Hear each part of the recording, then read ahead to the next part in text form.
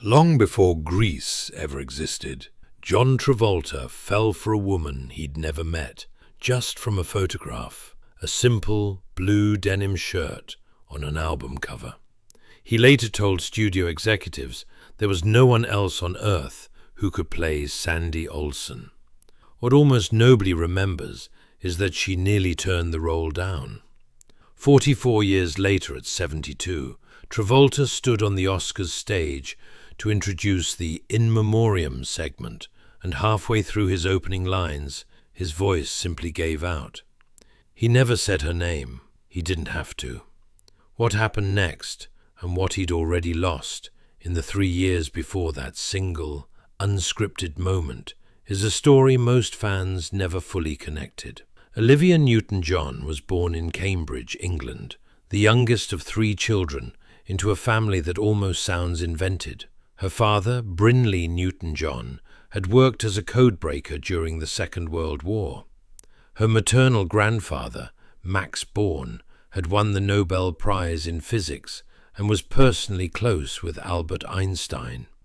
By 15 months old, Olivia could already recognize and imitate different musical notes. By age 2, she had perfect pitch. Extraordinary talent ran through that family like a current, but talent alone wasn't the whole story, because Olivia herself was a painfully shy child who could barely bring herself to sing a note in front of another human being. That changed almost by accident when she was 12. Her older sister Rona entered her, without much warning, into a local Hayley Mills look-alike contest. Olivia won, and more importantly, she discovered she could survive standing in front of an audience. By then the family had relocated to Australia, and Olivia leaned fully into her new home, forming a girl group called Sol 4 at 14, and performing in coffee shops and on local radio. She entered a televised talent contest and won the grand prize, a trip to England, a trip she initially refused to take, and even tried booking herself a secret flight home from once she got there. Even as a teenager, Olivia Newton-John already knew her own mind, whether the people around her liked it or not. Her early career had its share of chaos. She and her friend Pat Carroll formed a singing duo and once found themselves booked, unknowingly, at an adult entertainment venue in London, discovering the nature of the room only once they were already on stage, but the music itself kept working. Her solo record, If Not For You, became a genuine hit, and by her late 20s, Olivia Newton-John was already an established recording star, which made what happened next feel, at the time, like an enormous risk rather than the inevitability it looks like in hindsight. John Travolta had seen her before he ever met her, specifically on the cover of an album where she wore a simple blue denim shirt. He's said many times since that he developed what he calls a full-blown crush off that image alone, long before Greece was even a possibility. When Paramount began casting the film adaptation of the Broadway musical, Travolta told the studio executives flatly that there was no other human being on earth who could play Sandy Olsen except Olivia Newton-John. She, on the other hand, needed convincing. She was 29 years old and terrified of playing a 17-year-old, especially after a previous film in England hadn't performed well. She insisted on meeting Travolta first and doing a screen test before committing to anything, wanting to be certain she could actually pull the role off. The two of them clicked instantly during that test, and the rest became cinema history. Grease became the highest-grossing movie musical of all time at the time of its release, and Travolta and Newton-John became one of the most beloved on-screen pairings of the 20th century. Travolta has said the experience felt like getting to be a kid again.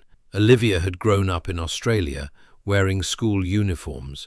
Boys and girls kept on separate ends of the building, and suddenly she was living out the fantasy of a co-ed American high school, dance numbers and all, at almost 30 years old. Songs from that soundtrack, You're the One That I Want, Summer Nights, Hopelessly Devoted to You, became so permanently woven into both of their identities that decades later, audiences would still shout Grease lyrics at them wherever they went. It's a connection so enduring that even people who never met either of them in person still associate the two names together automatically, the way you might pair salt with pepper. 4 years later, in 1983, the two reunited for a second film together, Two of a Kind, hoping to recapture some of that same lightning. The movie itself never came close to matching Grease's success, but it did something arguably more lasting for the two stars personally. It cemented a friendship that had nothing left to prove and no reason to fade once the cameras stopped rolling. They didn't work together constantly after that. By their own description, decades later, they might see each other only a couple of times a year and speak on the phone perhaps 5 times more. And yet the public perception never caught up with that reality. Travolta has joked that people would stop him on the street asking where Olivia was, as if the two of them were physically inseparable, sharing every meal and every room, when in truth, their bond simply didn't need proximity to stay real. It was, he said, the kind of friendship you don't have to rush, one built to last precisely because neither of them ever tried to force it into something it wasn't. That friendship resurfaced in front of audiences one more time in 2012, nearly 35 years after Grease first hit theaters, when the two of them reunited to record a holiday album together, their first proper collaboration on television in over 3 decades. They spent an entire summer working on it, gathering guest performances from artists like Barbra Streisand, James Taylor, Tony Bennett, and Kenny G, with every proceed from the record funneled straight into their respective charities. Travolta's foundation, supporting families dealing with autism and seizure disorders, established in memory of his own son, and Olivia's Wellness Center back in Australia. Sitting together for interviews, promoting the album, the two of them still moved like old friends who'd never really drifted, finishing each other's sentences, laughing at the same worn-out jokes about people assuming they lived in each other's pockets. It was, in hindsight, one of the last extended public moments the two of them would share while Olivia was still healthy. A final, full-circle chapter to a friendship that had started on a movie set and never really needed a script again. But Olivia's story didn't stop at Sandy. She used the momentum from Grease to reinvent herself, most famously with Physical in 1981, a song so suggestive for its era that several radio stations in Utah refused to play it. Olivia responded not by backing down, but by releasing a workout-themed music video, insisting the song was about exercise all along, a classic bit of Newton-John wit disguising a real risk she'd taken with her image. That same era brought Xanadu, a film that didn't perform especially well commercially, but did give her something far more lasting. Her first husband, dancer Matt Lattanzi, 11 years her junior. Together they had her only child, a daughter named Chloe Rose, in 1986. The years that followed tested Olivia in ways her early fame never had to. In 1992, her goddaughter Colette Chuda was diagnosed with an aggressive kidney cancer, and Olivia stood beside Colette's mother as she absorbed the news, watching a 5-year-old lose her life to the disease not long after. That same year, a recession collapsed Koala Blue, the clothing business Olivia had built with a close friend. Her father died just 2 weeks before doctors delivered news that would define much of the rest of her life. Breast cancer, discovered when Olivia was 44, requiring a partial mastectomy and reconstructive surgery. Her marriage to Matt Lattanzi didn't survive the strain, ending amid rumors of infidelity on his part.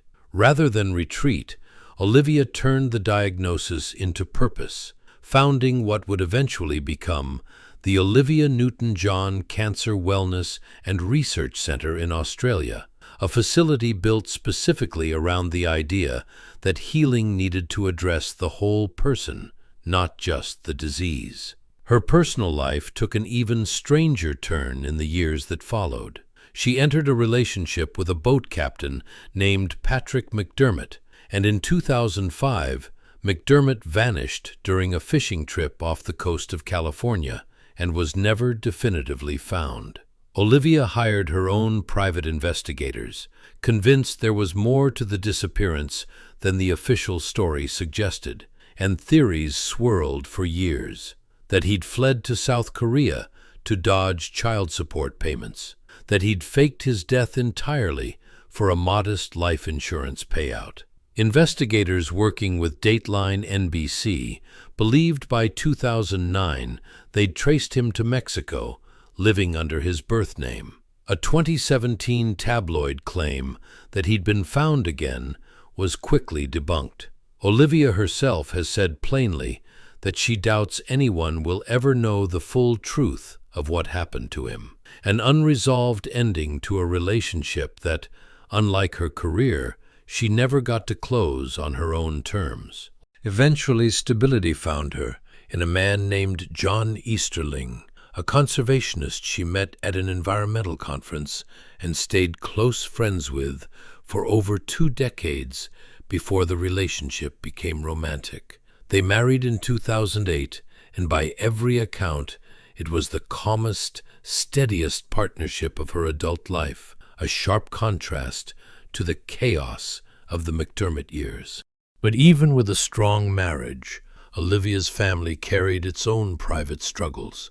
Her daughter Chloe has spoken openly about how difficult it was growing up under her mother's fame, developing an eating disorder rooted in a need to be perfect, which later compounded into substance struggles severe enough that she was, by her own account, spending significant money daily just to get through it. Olivia stood by her daughter through treatment and a stint in a sober living facility, watching helplessly, by her own admission, as Chloe fought her way back toward health. Cancer returned in 2013, and Olivia largely kept the recurrence private, treating it quietly rather than making it public. It came back again in 2017, this time metastasizing into her lower back, forcing her to postpone performances and quietly admit herself into the very cancer center that bore her name. There was a period, she later revealed, when doctors feared she might never walk again. She pushed through it, choosing eventually to speak publicly about the struggle, so other patients could see someone surviving it in real time. In 2019, she lost her older brother, Hugh, making her the last surviving sibling in her family, the same year she made the decision to finally part with her iconic black leather jacket and pants from Greece, auctioning them off, with proceeds going straight to her cancer center, noting almost as an aside that yes, she'd checked, and yes, she still fit into them. By the time her cancer reached stage 4 incurable, Olivia had already decided how she wanted to spend whatever time remained. She refused to find out how long she had left, refusing to let a number dictate how she lived. She kept working, kept advocating, kept insisting that surviving cancer 3 separate times was itself something worth celebrating rather than mourning in advance. On August 8, 2022, at 73 years old, Olivia Newton-John died at her ranch in Southern California, surrounded by John Easterling and her daughter Chloe.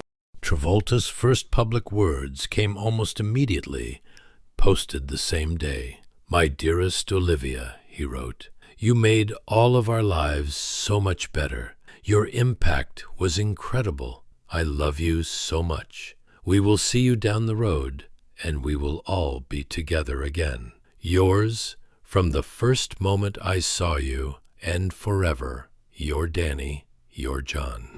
It read like the closing line of a movie neither of them had ever actually finished filming. A promise made across 44 years of friendship, signed with the character name that had bound them together since 1978. 7 months later, standing on the Oscars stage to introduce the In Memoriam segment, Travolta tried to say something similar out loud, and this time his composure simply didn't hold.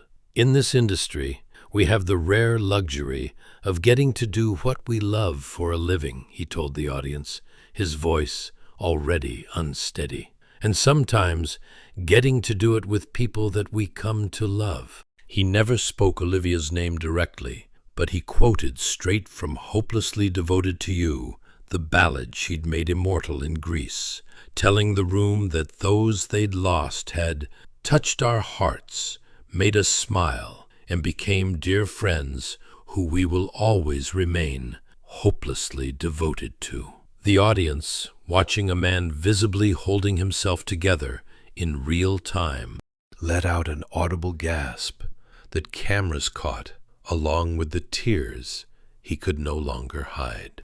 What made that moment land so hard wasn't only the loss of Olivia. By 2023, Travolta had spent barely 3 years absorbing one devastating loss after another. His wife of nearly 3 decades, actress Kelly Preston, died of breast cancer in July of 2020, a battle the couple had kept almost entirely private for 2 years before her passing became public. His close friend and repeated on-screen partner, Kirstie Alley, his co-star from the Look Who's Talking films, died of cancer in December of 2022, just 4 months after Olivia, meaning Travolta, absorbed the loss of 2 women who'd each shaped a defining chapter of his career within a single calendar year. And running underneath all of it was a grief that never fully leaves a parent, the 2009 death of his son Jet, lost to a seizure at 16 years old during a family vacation in the Bahamas. A loss, Travolta has said, reshapes a person permanently long after the world assumes they've moved on. Watching him at that podium, audiences weren't only witnessing a tribute to Olivia Newton-John. They were watching a man who had, in an almost unthinkable span of years, said goodbye to his wife, one of his closest friends, and now the woman who'd played opposite him in the role that first made the world fall in love with him, all while still carrying his son's death with him every single day. That's part of why so many people found the moment so powerful rather than simply sad. It wasn't polished.